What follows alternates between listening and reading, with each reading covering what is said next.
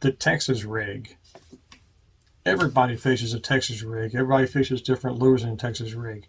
I tend to use the Twister Phenom because I simplify my bass fishing with this stuff. Are you ready to grind your gun? It's time for blast off. Let's go.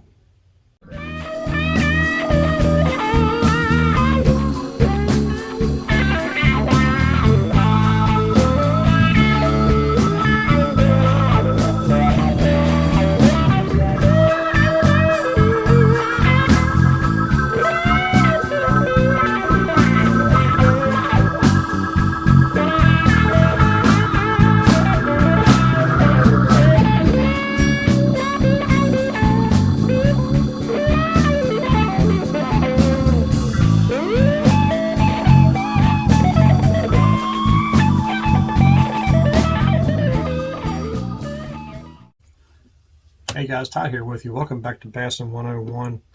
Texas rigging a Mr. Twister Phenom. Well, it can be complicated, but it can't be complicated. First off, before I start anything, I use a 5.5 foot pistol grip with the old style screw type anchor for a reel. The reason I use this is because the whole entire rig fits right in my hand very comfortably, and I can use it. It feels like there's just nothing there. And that's why I like to use it. And I can put it right here in my gut and fish just like this. So this is my rod of choice. This is a Team Daiwa Larry Nixon. This is when they first come out, around 1990, late 1990. The old screw anchor right here. Then I think the very next year is when they came out with all the EVA foam grips in the tournament, real seat and everything, but same blank, exact same blank. And I use a 20-pound white crystal fire line, Berkeley fire line, and I use a 14-pound Trilene XT leader. You don't have to use 14-pound. You can use 12. You can use 10. I'll jump leaders. I mean, if I'm fishing clear water, I'll throw 10-pound, 12-pound, because I have this leader on here. But now what I've got here is a very fast tip rod. You want the backbone to get the hook set, but you want that sensitive tip to get to work that worm. That's how you feel the worm. Now, everybody works a Texas rig different. I've explained to you guys before how I throw a Texas rig, and I tend to throw more 9 o'clock to about 11. 9 o'clock to about 11. A lot of guys will use 10 o'clock to 12 o'clock. It's all personal preference. I can still feel in that rod tip, even at 9 o'clock, what that worm is doing. Granted, you get more sensitivity as you go further up, but I hate to get a hit on a worm with my pants down, or as I've always called it, no man's land, to where you have to reel down and set the hook. I don't like doing that. I'm more of a Larry Nixon kind of guy. I kind of like to keep that rod at a certain point, and if that bass hits, I can drill him with everything I have right in my chest. I don't have to use my whole body strength. Again, I'll explain this to you. If I'm fishing this thing, well, let me give myself some line here, so I don't jerk a rod in the ceiling. If I'm throwing this thing, normally 9 o'clock to about 11. And what I will do is, you notice I have everything cupped in my hand. The reel seat is cupped, or the reel handle is cupped in my arm or my hand. And as I'm coming up, when I come down with it, I will spin that handle and catch it at 9 o'clock. And start doing it again with my hand right in the exact same position as I go up. The reason is, when that bass hits, if he's hitting when I'm coming down with the rod tip, I've already got the slack by spinning this handle, just like that. I've already got that slack, and then I can drill him if he's there, okay? And like that pistol grip, because I can keep it right here. Now, I've shown you guys about how I do the sinker, how I peg it. And what I've got on here is a 3/16. That's the lightest weight that I'll throw in a Texas rig. I keep 3/16, quarter, and 3/8. And I keep everything in a little box just like this right here. Okay? I just spilled some rattles. But I keep everything in a little box just like that. Now, what I have on here is an original 90s model Eagle Claw Featherlight 1.5. Ah, these are long gone. But I like these because they have the big eye. And I can, if I need to, I can throw a toothpick in there. Don't always do that. I pretty much just prefer to throw the hook on there. Throw the worm on that, spin it around, pull it in, done. Okay? For those of you who have never done a Phenom worm, the way I do it, like I told y'all before, I keep the tail away from the bend of the hook on this side right here. And you always, for any worm you want to throw, any creature bait you want to throw, if you use a straight shank hook, always line it up and count where it comes out at the head of the hook, and it will always be in an angle. Kind of wet a little bit, so it's easier to slide up there. It will always be in an angle, just like that. And you line it up like you normally would.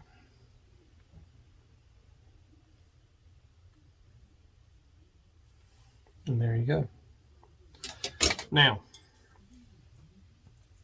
like I said, I use the Eagle Claw Featherlight for most of my fishing.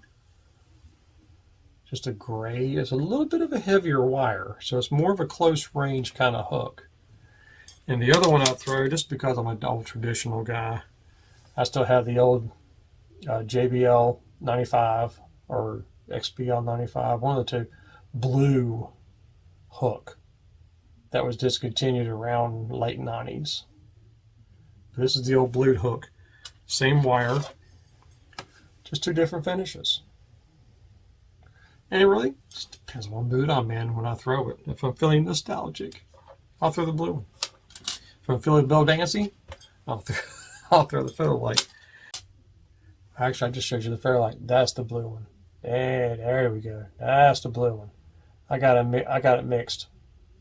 That's the blue JBL. All right, now, what if I'm throwing long distance, but I still want to peg that sinker a little bit? Well, if I'm having a hard time getting a hook in a fish, then that's when I go to a round bend. This is an Owner 1/0 worm hook. So it has a little crosshatch arrow point type head on it. I don't know if you can see that very well. But this is a 1/0, which is the exact same size as the ones I'm throwing. But this is a thinner wire, so it's easier to get a hook into. If I'm throwing like 10-pound test leader, 12-pound test leader, this is probably the hook I'm going to go to right here. But if I'm fishing a little bit heavier cover, I'm fishing close to the heavier line, I will go to the Shaughnessy style hook, the old Eagle Claw style hook with the thicker wire. Now this is all if the wire, if the thing's pegged. Okay. What if I want to throw a slip sinker without a peg? Well, one problem you have with this hook right here, or even EWG or any other kind of worm hook you throw, when that weight comes down every time like that against that worm, it's going to tear that head up. And it's going to knock it further back into the worm shank, into where it ends up kinking your worm and you start twisting your line. So what hook do I use on a slip sinker? That's when you really go old school. These came out around 1982. That is the Mr. Twister keeper hook. Now you wonder, why is that? Well, I'll show you why. If you peg this thing, the way these work is you peg this worm straight down through the head, just like that. And then you rig it Texas style like you would any other worm. just like that. Well, let me straighten it up a little bit. That's a little crooked. Okay, straightens it up just like that. Now, if you look, I still have an opening right there. Let me get a weight. As that weight, slip weight comes down, it's hitting the eye of that hook, not the worm. So if I'm throwing a slip sinker Texas rig, that's the hook I prefer to throw. Now let me tell you something, guys. That hook will stick them. I have no complaints with this hook whatsoever. None. I don't vary the bend of it. I haven't done anything. All I've done with this hook is sharpen it, because they're not the best sharpened. So you got to sharpen them and get them out of the pack. But that hook, and it's kind of a medium wire. It's in between the owner and the eagle claw. It's kind of an in-between. But if I had to say it's closest to, it would be that owner. That's probably the closest diameter wire that it is. See that? That's about the closest it is. Maybe a little bit thicker. If it is, it's by a couple of thousandths. But that's my Texas rig, guys. That's what I use for Texas rig fishing. I don't get complicated with it. I keep it very simple. You know, I do have rattles that I use if I want sound. Don't always use them. And of course, like I said, keep your little rubber bands around so you can peg them sinkers. I've got a couple of videos on pegging those sinkers to show you how I do them, because they just go like it ain't nothing. Then when they get wet, they'll move right up that line. But right now, I got this rigged up with the Eagle Claw Feather Light 1.5, just for standard Texas rigging. And man, that thing right there just sticks to your thumbnail. Look at that. Just sticks to your thumbnail. That thing right there is sticky looking at it, as Bill Dance would say. That's all I got, guys. Just a simple rundown of that. And I got one more video for you, and that's going to be the different colors I throw in these worms. So until next time, may the Father bless you and keep in Yeshua's name. As always, fish on.